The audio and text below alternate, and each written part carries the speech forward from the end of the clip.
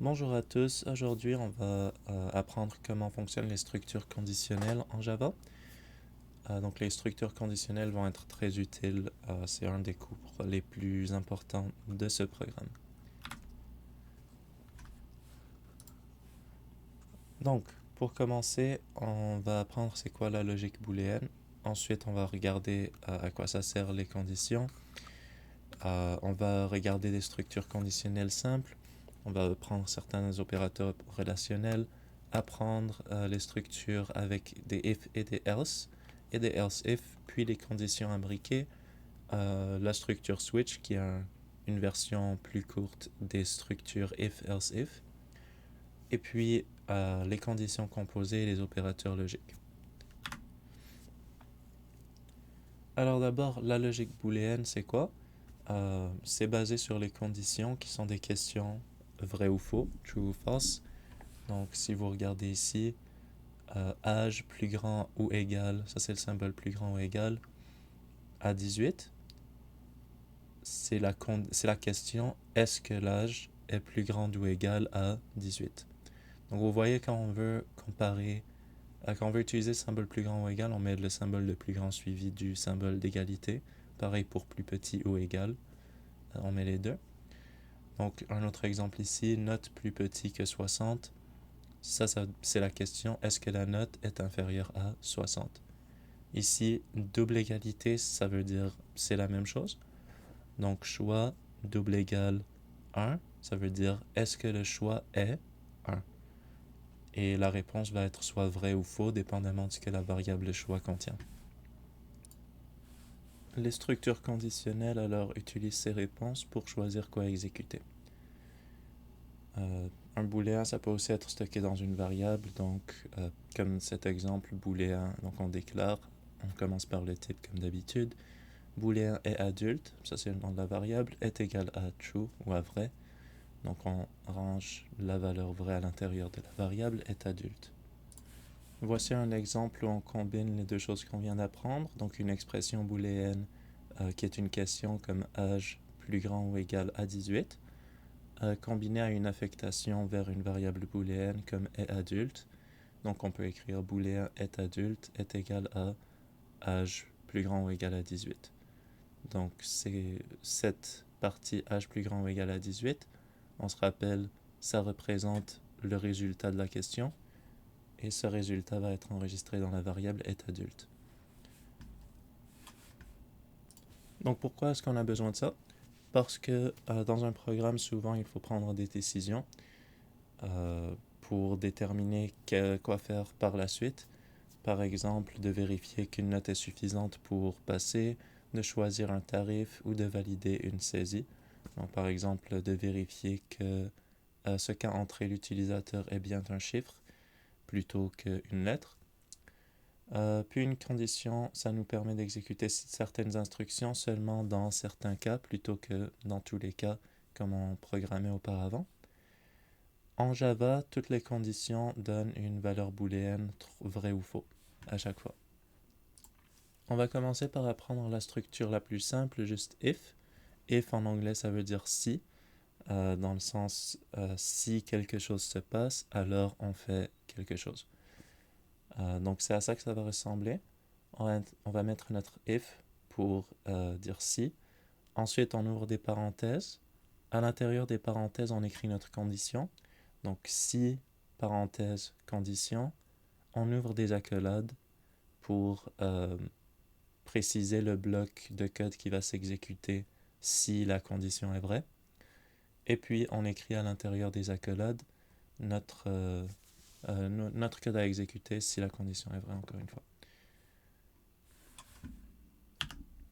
Voici un autre exemple pour vérifier l'âge. Donc c'est un exemple concret de l'utilisation de la structure if. On va la faire sur du code. Donc je vais ouvrir mon Java comme d'habitude. On va garder le même projet que la dernière fois, ce n'est pas important. Donc je vais commencer par définir une variable âge est égal à 10 par exemple. Et ensuite je vais vérifier si l'âge est supérieur à 15 par exemple. Donc pour faire cette vérification, d'abord on a besoin de la condition elle-même. La condition, ça va être âge supérieur à 15. Maintenant, il faut faire quelque chose avec la condition. On va d'abord... Je vais la réécrire. On va d'abord l'enregistrer dans une variable, peut-être.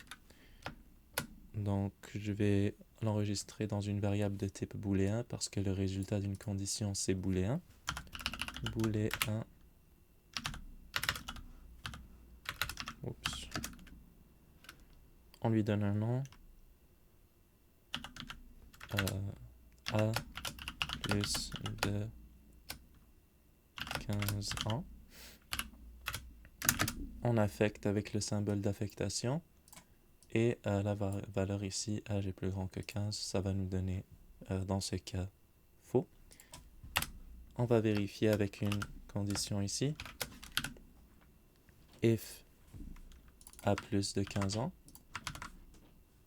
On pourrait aussi dire if âge plus grand que 15, ça aurait le même résultat ici. If a plus que 15 ans, accolade. On ferme les accolades. À l'intérieur de nos accolades, on écrit le code system.out.println plus de 15 ans par exemple.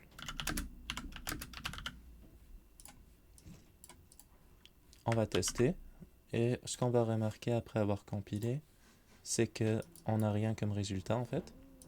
Donc ce n'est pas rentré dans la condition puisque la réponse ici c'était faux. Maintenant si on met 16 ans ici et qu'on recommence, on remarque que ça nous écrit plus de 15 ans parce que le bloc system.outPrint plus de 15 ans est à l'intérieur de la condition if, de l'opérateur conditionnel if. Donc il va s'exécuter quand la variable a plus de 15 ans est vraie, ce qui est le cas quand âge est plus grand que 15, donc âge est égal à 16 ici. Maintenant, on va voir officiellement les opérateurs conditionnels, ou relationnels, pardon. Donc, on a l'égalité. Donc, vous voyez ici, l'égalité, c'est pas la même qu'avec le symbole avec un seul égal. Ici, on utilise une double égalité. Un seul égal, ça veut dire affectation. Deux égal, ça veut dire est égal à. Donc ça, c'est vraiment l'égalité mathématique.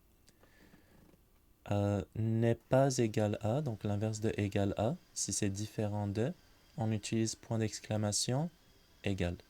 Point d'exclamation, c'est souvent le symbole pour la négation en programmation.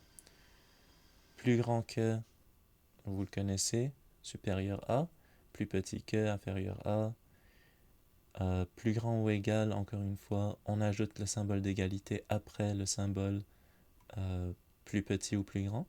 Pareil pour inférieur ou égal. Et on a quelques exemples ici. Un rappel parce que c'est important.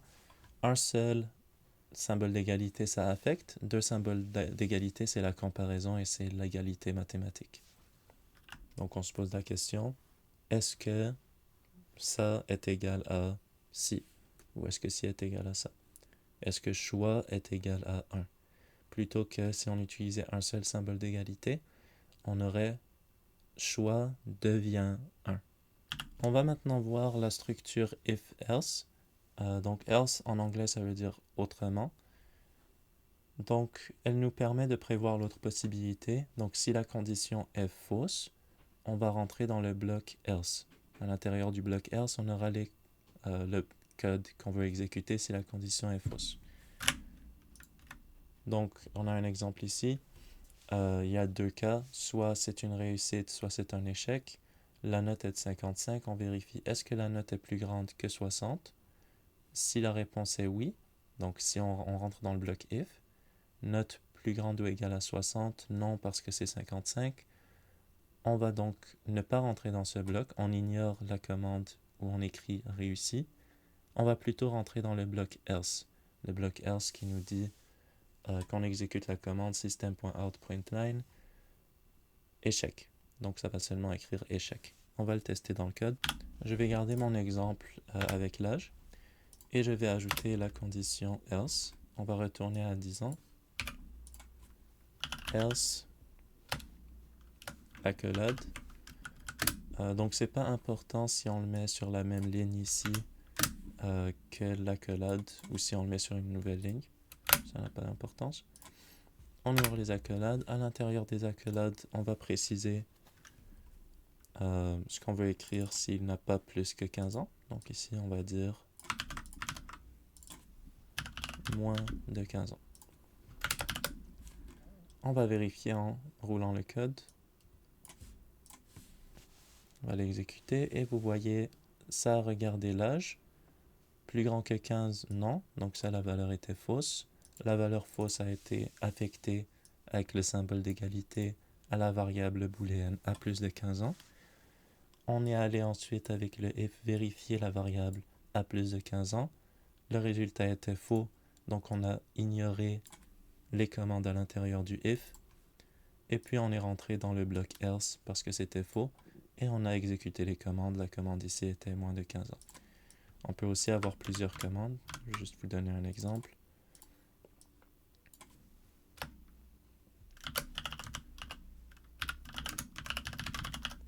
Et vous allez remarquer qu'on exécute toutes les commandes dans le bloc. Donc tout ce qui est à l'intérieur des accolades, on va l'exécuter dans le cas où on va rentrer. On peut utiliser un autre symbole, on peut utiliser plus petit ou égal. Ici, on va rentrer dans ce bloc-là. On pourrait utiliser n'est pas égal. Donc symbole de point d'exclamation, puis égal. Là, on vérifie que l'âge n'est pas égal à 15. On va dire âge est 15, on va changer le nom de la variable. Est-ce que l'âge est 15 ici? Non, c'est 10. Donc on va rentrer dans le bloc else. Et dans le bloc else, on exécute... non, ce n'est pas 15, effectivement. Donc la réponse est oui. Puis on rentre dans le bloc if. Par contre, si c'est 15, donc âge n'est pas égal à 15 serait faux, parce que âge est 15. Et donc, cette variable contient faux. Quand on a un faux dans la condition, on le met dans le else. On peut aussi inverser les variables booléennes en ajoutant un point d'exclamation devant. Donc ici, si on mettait âge est 15, ici âge égale 15, et on met un point d'exclamation là, on va au lieu de vérifier que l'âge est 15, on va vérifier que c'est faux que l'âge est 15, ou l'inverse de âge est 15. Et donc, puisque l'âge est 15, l'inverse d'âge est 15, c'est faux. Et donc, on rentre dans le bloc else. Avec de la pratique, ça deviendra plus simple pour vous. On peut ajouter maintenant le else if. En fait, ça nous permet de tester plusieurs possibilités en ordre. Donc ici, if condition 1, on a le code comme d'habitude pour le premier cas. Else, ensuite après le else, on peut ajouter un autre if pour ajouter une nouvelle condition. Donc autrement, si condition 2, on rentre dans ce cas. Et ensuite, on a un autrement, donc si c'est le autrement qui s'affecte au deuxième if. Donc si le deuxième if est faux, ou la deuxième condition est fausse, on va rentrer dans le bloc autre, dans le bloc else. Donc on a un exemple ici qu'on va faire avec notre exemple d'âge. Cette fois, je vais enlever le booléen parce que pour rendre les choses un peu plus simples, on va juste faire nos conditions directement ici. On va écrire âge égale 15 ou bien 14 à 14 ans. Maintenant, on a dans notre else, supposons qu'on voulait savoir si l'âge n'est pas 14, on voulait vérifier si l'âge est plus grand que 15. Donc, on ajoute un autre if. Autrement, si l'âge est plus grand que 15, on va dire plus de 15 ans. Maintenant, qu'est-ce qui va se passer si l'âge est, si les deux conditions sont fausses? Par exemple, si l'âge était 1, on ne rentrerait pas dans ce bloc. Donc on va dans le else. Le else a une nouvelle condition avec un if. Donc on ne rentre pas dans ce bloc parce que cette condition aussi est fausse. Donc ça ne va absolument rien faire ici. On voit que ça ne nous donne pas de résultat. Par contre, on peut ajouter un autre else. Encore des accolades. Et on peut faire en sorte que dans le cas où la deuxième condition est fausse, on vérifie, on exécute ce code-là. Moins de 15 ans par exemple. On va mettre plus petit ou égal. On vérifie et vous voyez, ça nous dit moins de 15 ans. Faut savoir que c'est en ordre. Donc si la première condition est vraie, ça ne va pas vérifier la deuxième condition. C'est-à-dire, si on voulait vérifier que l'âge est égal à 14 ou que l'âge est plus grand que 13, ici vous allez remarquer que si notre âge est 14, on ne va pas préciser plus de 13 ans ici. On ne va pas rentrer dans ce bloc. Pourquoi on ne rentre pas dans le bloc? Parce qu'on ne rentre pas dans le else. Donc on vérifie cette condition, la condition est vraie, on n'a pas à regarder le else. Puis le else contient le if, donc on ne vérifie pas cette condition. Si on voulait vérifier les deux conditions, on utiliserait simplement plusieurs if un après l'autre. Donc si l'âge est égal à 14, on écrit ça. Si l'âge est plus grand que 13, on écrit ça. Et vous voyez, ça va exécuter les deux lignes ici. Maintenant, on va voir les conditions imbriquées.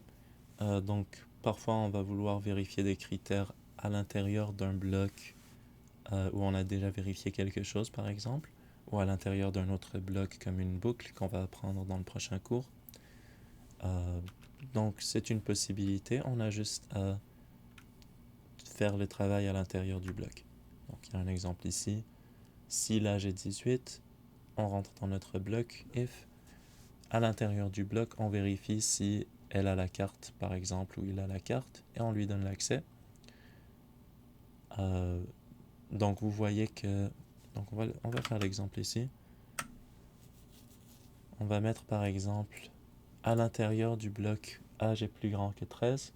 On va vérifier si l'âge est 14 exactement.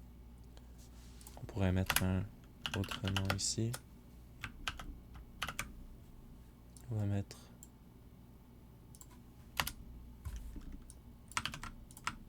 n'a pas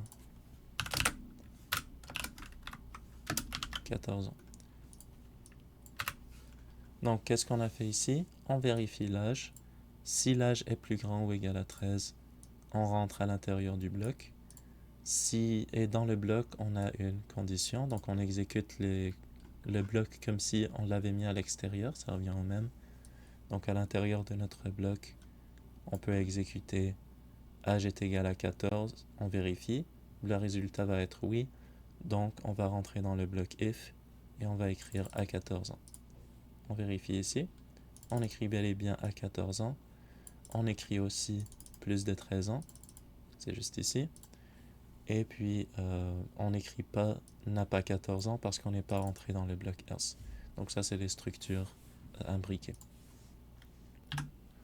On va maintenant voir le switch. Donc le switch, ça nous permet de choisir entre beaucoup de cas de manière un peu plus rapide. C'est seulement utile quand les cas sont simples. Souvent, on va avoir juste une variable et vérifier les cas étant les valeurs possibles de cette variable. Donc, pour faire un switch, on écrit comme avec le if, switch, parenthèse, la variable au lieu de la condition. Et puis, on aura des cas, on écrira case, espace, la valeur. On peut faire ça en code. Donc, supposons qu'on veut vérifier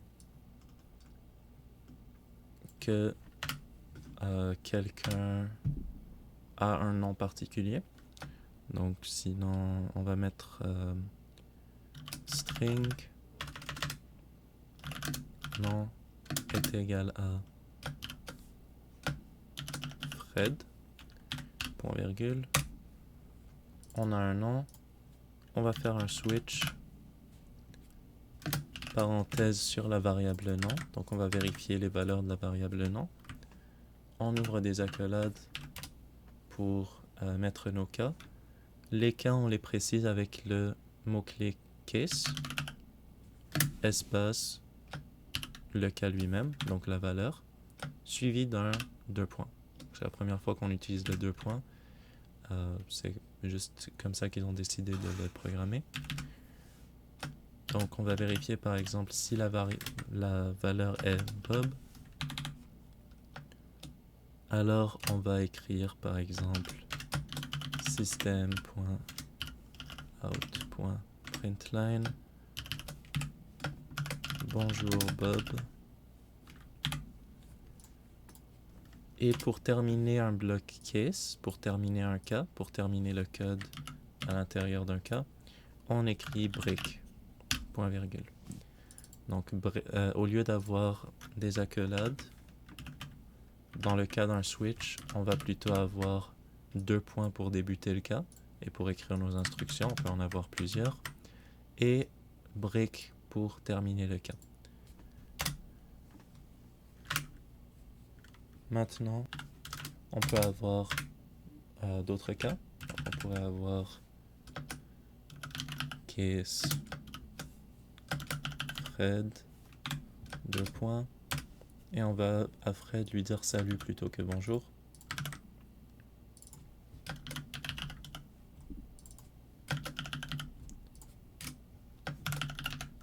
Et on va mettre notre break pour finir le cas.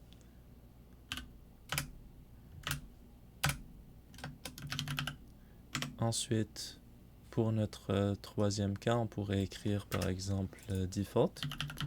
Qu'est-ce que ça veut dire default? C'est tous les autres cas. C'est comme autrement quand on utilisait nos if. C'est comme else. Donc on pourrait dire default. Donc si ça ne rentre dans aucun des autres cas précédents, on va dire qui êtes-vous? Parce qu'on ne les connaît pas. Et on va finir le bloc avec un break comme d'habitude.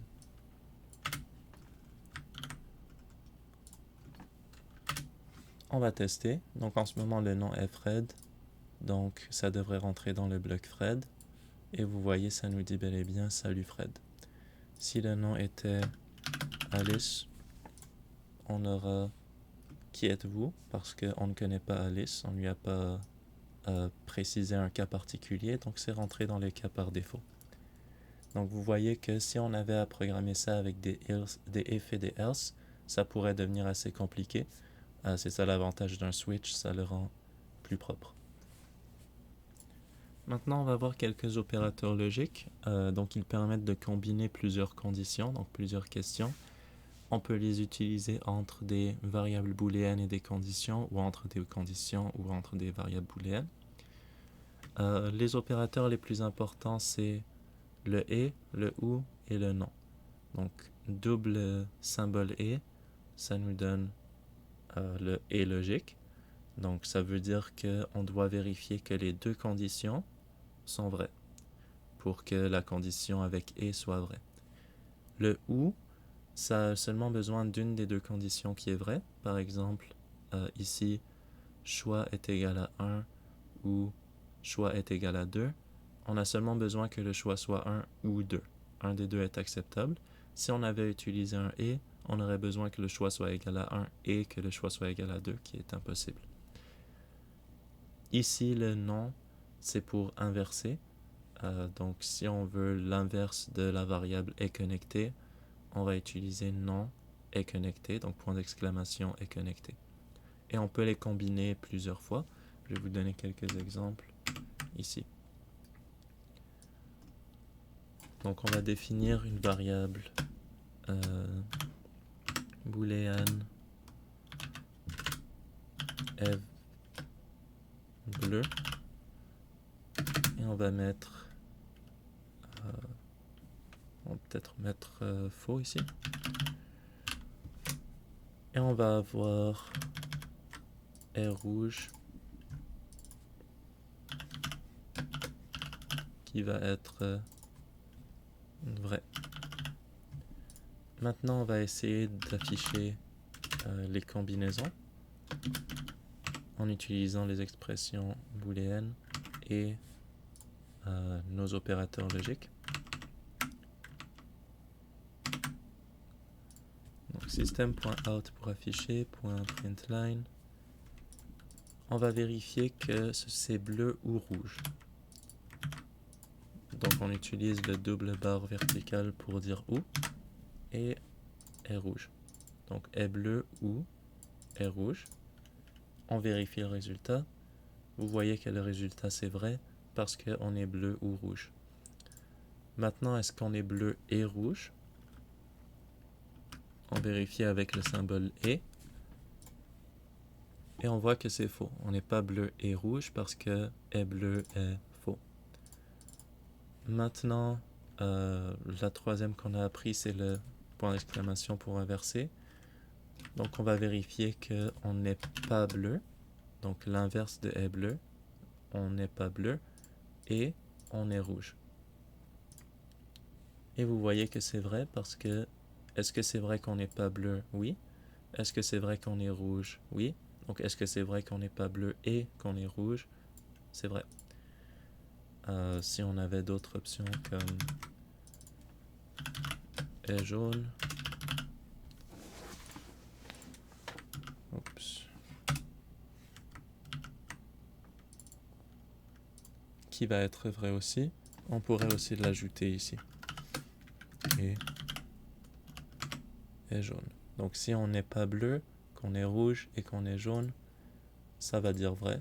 Et c'est bel et bien le cas. Si on avait faux ici, on voit que c'est faux parce qu'on n'est pas jaune. Et donc quand on utilise le et, ça va tout annuler.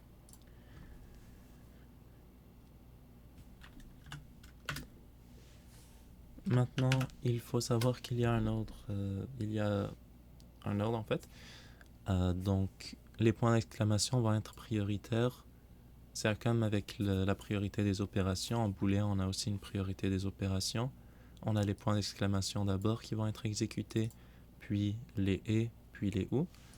Si par exemple on utilisait le ou ici, on va d'abord vérifier ou inverser est bleu, ce qui va nous donner l'inverse de faux qui est vrai. Puis on va vérifier les deux autres. Alors on vérifie que est rouge et est jaune ensemble, ce qui nous donne faux. Et ensuite on utilise le ou, parce que c'est la priorité la plus basse. Donc on fait vrai ou faux qu'on a calculé. Donc c'est comme si on avait des parenthèses ici, des parenthèses ici.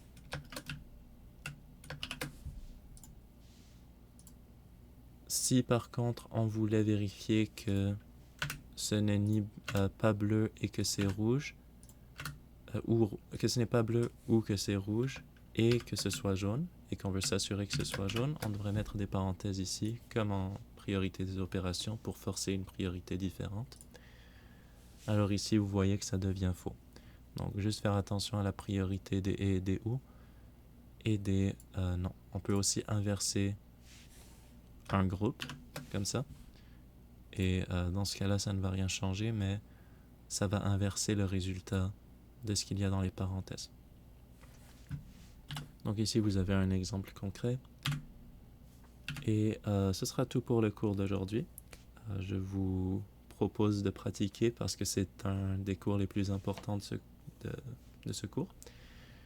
C'est un des sujets les plus importants en programmation.